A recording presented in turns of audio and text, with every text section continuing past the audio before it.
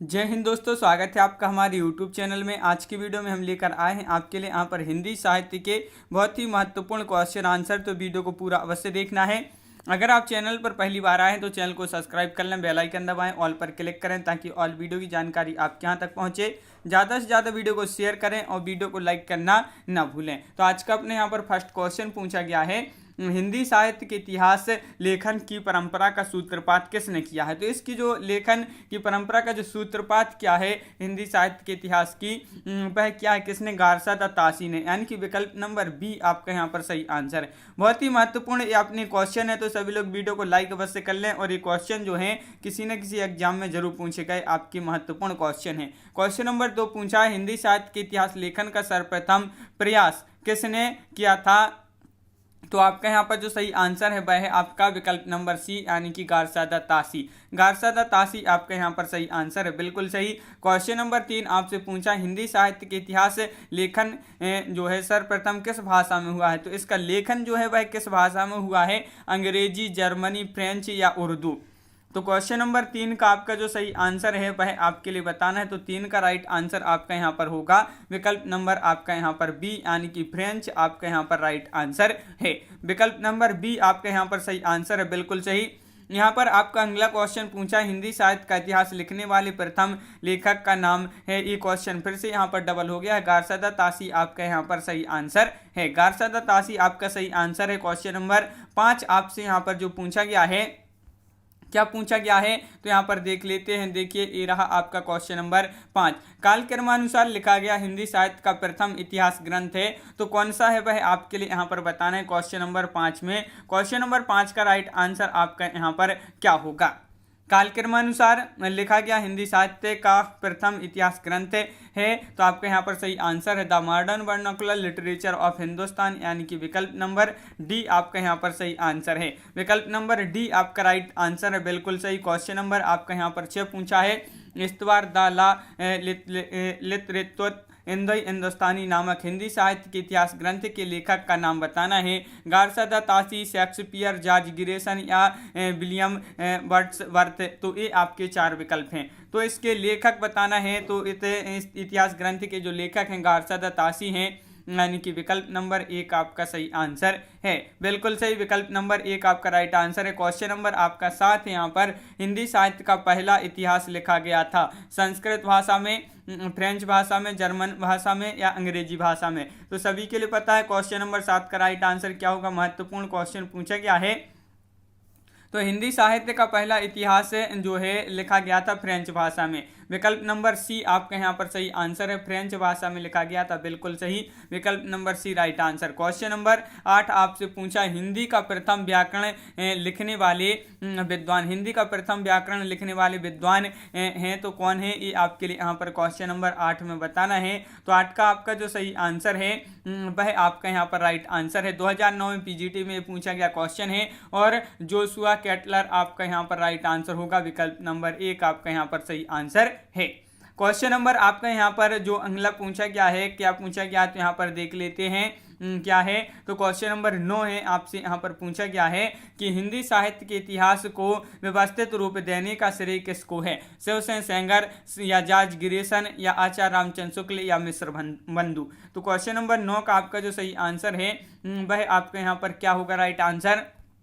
तो 9 का आपका बी राइट आंसर है, आचार्य रामचंद्र शुक्ल। हिंदी साहित्य के इतिहास को व्यवस्थित रूप देने का श्रेय जो जाता है आचार्य रामचंद्र शुक्ल जी को जो है इसका श्रेय जाता है। क्वेश्चन नंबर आपका यहाँ पर 10 पूछा गया है, आचार्य रामचंद्र शुक्ल का हिंदी साहित्य का इतिहास मूलतः किस कृति की भूमिका के रूप में लिखा गया था, ये आपके लिए बताना है।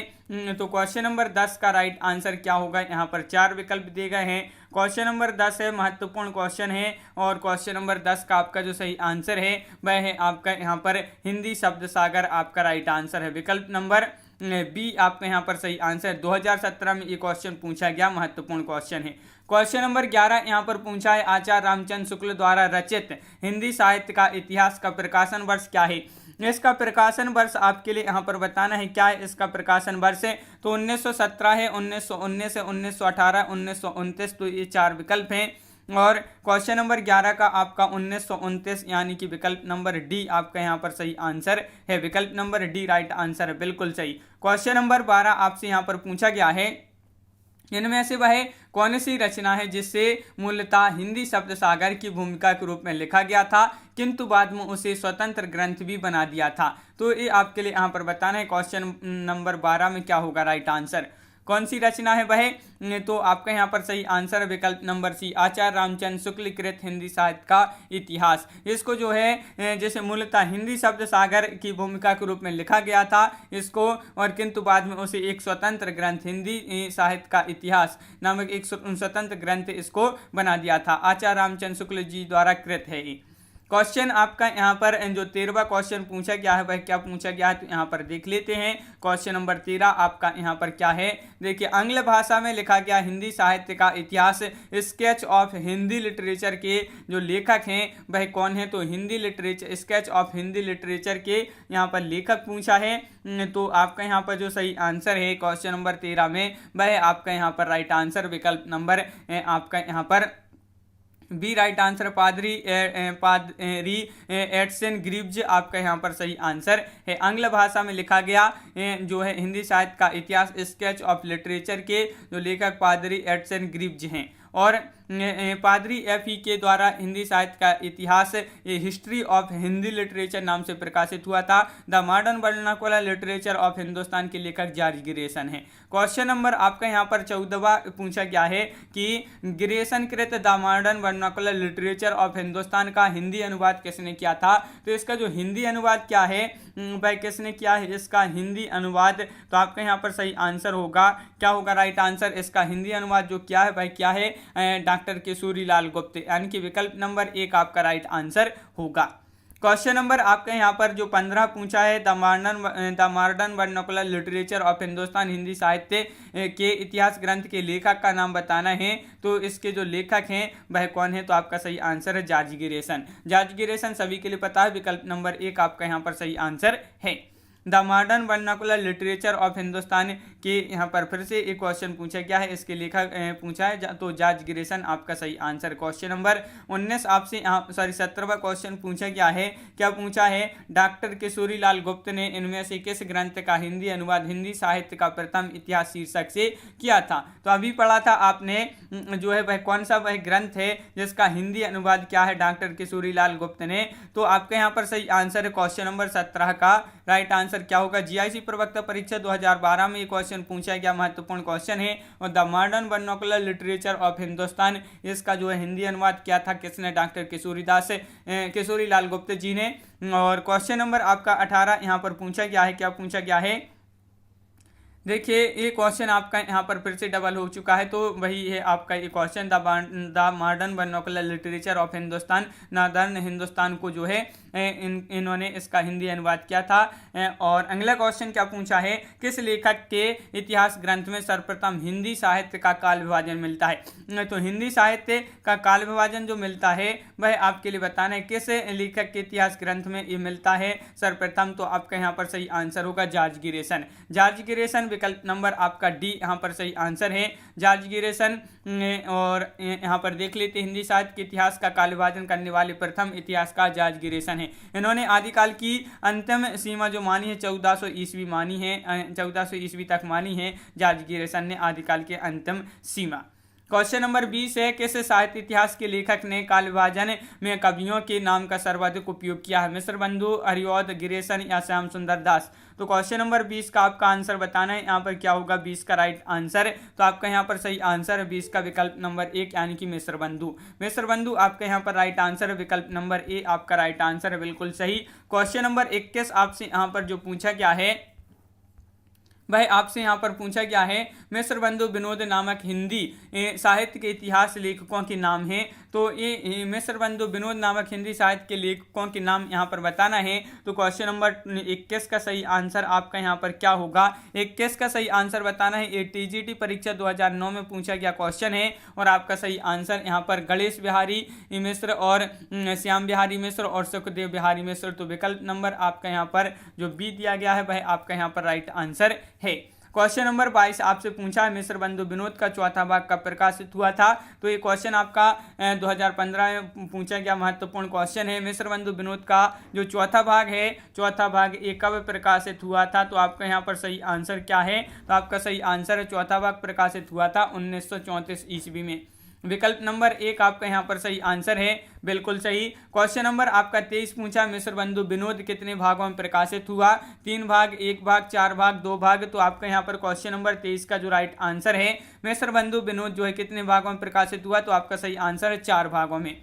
4 भागों में विकल्प नंबर 1 आपका यहाँ पर सही आंसर है, बिल्कुल सही। मिस्र बंधुओं ने परिवर्तन काल की समय सीमा निर्धारित की है। तो यहाँ पर आपके लिए बताना है 24 का सही आंसर। तो क्या होगा राइट आंसर बताइए। क्वेश्चन नंबर 24 का सही आंसर। तो मिस्र बंधुओं ने जो परिवर्तन काल की समय सीमा निर्धारित की है वह क्या की है। तो आपका सही आंसर है यहाँ पर विकल्प नंबर 1 संवत 1890 विक्रम संवत 1825 1925 आपका यहाँ पर विकल्प नंबर जो 1 है वह आपका राइट आंसर है।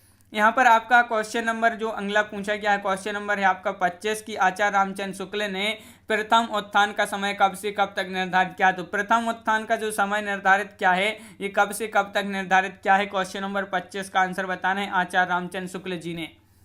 तो 25 का राइट आंसर क्या है यहाँ पर बताइए, महत्वपूर्ण क्वेश्चन है। और आपका सी राइट आंसर है कि 1868 से 1893 ईस्वी, ये जो है आपका आचार्य रामचंद्र शुक्ल जी ने प्रथम उत्थान का समय जो है निर्धारित किया है। क्वेश्चन नंबर आपके यहाँ पर 26 क्या पूछा है। तो 26वां क्वेश्चन यहाँ पर देख लेते हैं। आचार्य रामचंद्र शुक्ल जी ने हिंदी साहित्य का इतिहास के लिए आधुनिक गद्य साहित्य परंपरा का प्रवर्तन के अंतर्गत प्रथम उत्थान की कालावधि जो मानी है वह कब से कब तक मानी है।